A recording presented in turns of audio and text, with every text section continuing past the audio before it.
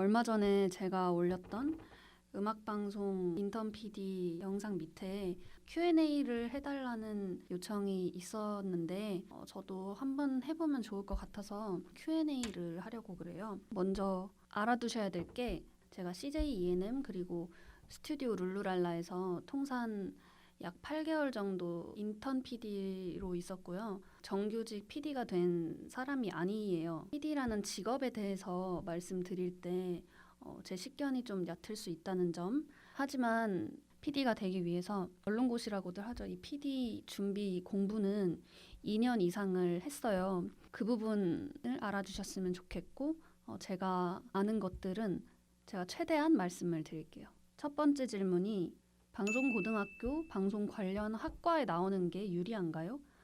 꼭 관련된 학과를 나와야 하나요? 이런 질문을 주셨는데 꼭 관련 학과를 나와야 되는 거는 아니에요. 나영석 PD님도 행정학과를 졸업하셨거든요. 다만 저는 고등학교는 정말 잘 모르겠고 대학교에서 미디어 관련 혹은 영화나 영상 관련 전공을 하는 게 좋다고 생각해요. 첫째로 관련 기본 지식을 가질 수 있잖아요. 그리고 두 번째로 인적 네트워크도 생기니까 저는 복수 전공으로라도 관련 학과를 전공하는 게 좋다고 생각합니다. 다음 질문이 대학에서 어느 학과를 나오셨나요? 인데요. 저는 경영학과를 나왔어요. 저도 미디어랑 관련된 학과를 전공하지 않았어요. 제가 뮤지컬 전공을 듣기는 했었는데 이수는 안 했거든요. 그리고 그것도 연출이 아니라 배우로서 배우는 전공이었어요. 어떤 시험을 쳐야 되고 경쟁률은 어떤지 궁금합니다. PD 시험은 국가 고시는 아니잖아요.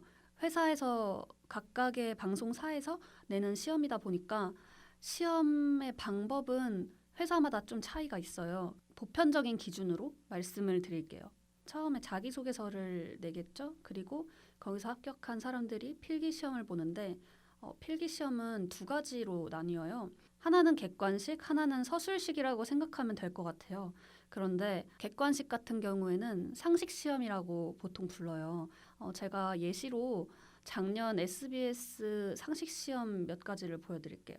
미디어나 문화 예술 쪽 상식뿐만 아니라 사회 전반에 관련된 상식을 문제로 내기도 해요. 범위가 너무 넓어서 막막해요. 많이 막막하고 서술식은 장문이라고 불러요. 예시로 작년 JTBC 장문 주제를 보여드릴게요. 이런 식으로 문제가 나오면 거기에 대해서 내가 자유롭게 스토리텔링을 하는 거예요. 근데 제가 반복해서 말씀드리려고 하는 게 회사마다 차이가 좀 있잖아요. 예를 들어서 CJ ENM 같은 경우에는 장문도 보지만 논술도 보거든요. 미디어가 이런 환경인데 어떻게 해야 될까? 이런 식으로 논제를 줘요. 주어진 시간 안에 장문이랑 논술까지 써야 되는 시험입니다. 면접은 너 왜 PD가 되고 싶었니? 너 어떤 PD가 될 거야? 이런 식으로 질문하는 인성 면접도 있는데 기획 미션을 주는 면접도 있어요. 그런 건 뭐냐면 키워드를 주고 그거에 대해서 프로그램 하나를 기획해서 발표해봐라 하는 거예요. 마지막으로 경쟁률. 경쟁률은 높아요. 채용 인원이 너무 적어요. 어떤 방송사는 지원자가 500명 정도였는데 최종 합격 인원이 4명이었어요.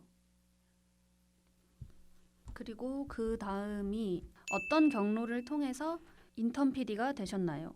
첫 번째로 최근에 했던 스튜디오 룰루랄라 같은 경우에는 상반기, 하반기마다 인턴을 모집해요. 그래서 자소서 내고 면접 봐서 들어가게 됐고요. CJ ENM 같은 경우는 공채 안에 있는 인턴십이었어요. 그러니까 1차 서류, 2차 필기, 3차 PD 오디션, 4차 면접, 그리고 5차가 인턴십 한 달 반 동안 진행되는 인턴십이었는데 제가 그걸 했던 거고요. 그리고 이제 6차에서 최종 면접에서 떨어진 거예요.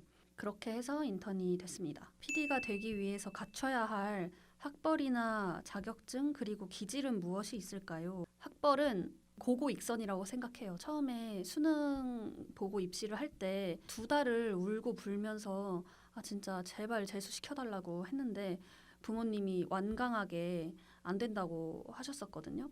근데 제가 그때 가출을 해서라도 재수를 안 한 게 진짜 천추의 한이에요. 저는 그 이후에도 부모님이 이렇게까지 완강한데 그냥 이 학교 다녀야겠다 이러면서 다녔단 말이에요. 현직에 계시는 PD님들 중에 좋은 학교에 다니는 분들이 워낙 많고 그러다 보니까 정보가 많고 PD 준비반 같은 것도 잘 되어 있는 경우가 많고 해서 준비하고 되는데 좋은 환경이 마련돼 있는 것 같아요. 그리고 관련 자격증 같은 경우는 거의 없어요. 거의 없는데 많이 따는 게 KBS 한국어 능력 시험이라는 시험을 많이 쳐요. KBS 시험을 볼 때는 좀 필요하거든요. 수능 국어랑 비슷한데 수능 국어보다 듣기, 어법, 한자 문제가 많은 시험이라고 생각을 하시면 될 것 같아요. 생각보다 쉽지 않아요. 제가 수능 국어 97점인데 이 한국어 능력 시험은 간신히 2등급 받았어요.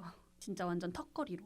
그리고 그 외에는 자격증보다는 좀 내가 어떤 프로젝트를 사람들이랑 했다거나 아니면 내가 어떤 콘텐츠를 만들어 놓았다거나 이런 게 더 중요한 것 같아요.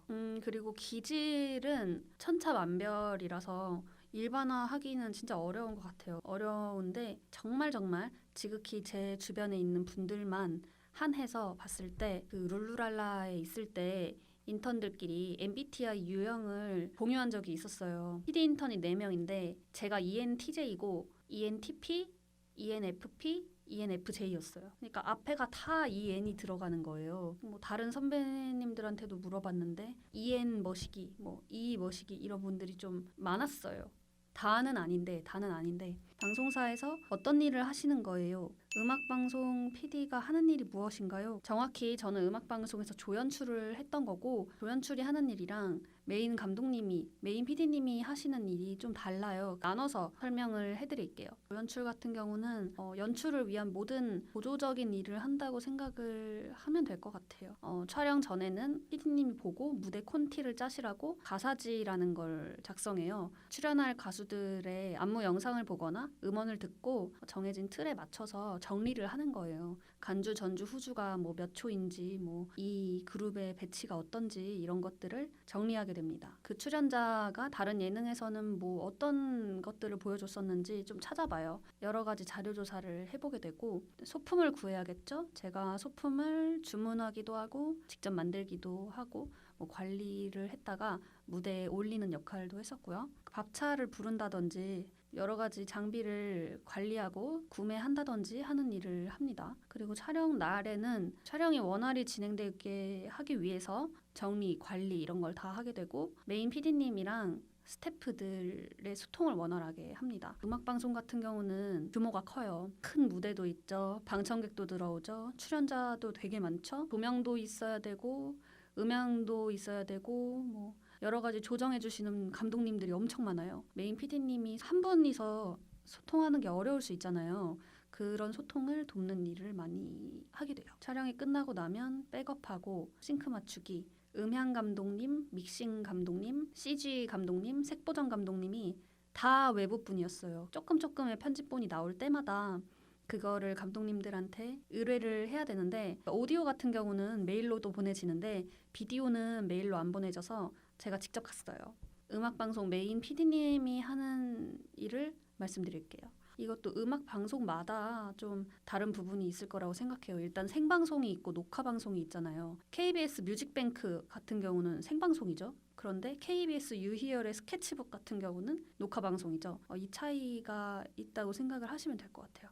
저는 녹화방송이었고 우리 PD님은 일단 캐스팅을 하겠죠. 무대 콘티를 짜고 저희는 토크도 있기 때문에 작가님들이랑 대본 회의도 하고 촬영하는 동안에는 계속 디렉션을 주는 역할을 하세요. 만약에 변수가 생겼을 때 그걸 어떻게 해결할지도 결정을 하시는 거고 무대가 잘 흘러가게끔 도우시고 순간순간의 결정들을 하시면서 촬영을 진행하게 됩니다. 그리고 촬영이 끝나면 카메라 19대를 보시면서 편집을 하시는 거예요. 여러 가지를 다 다듬어서 방송에 내보내는 역할을 하시는 거죠. 프로그램은 랜덤으로 배정받는 건가요? 처음에 입사할 때는 그래요.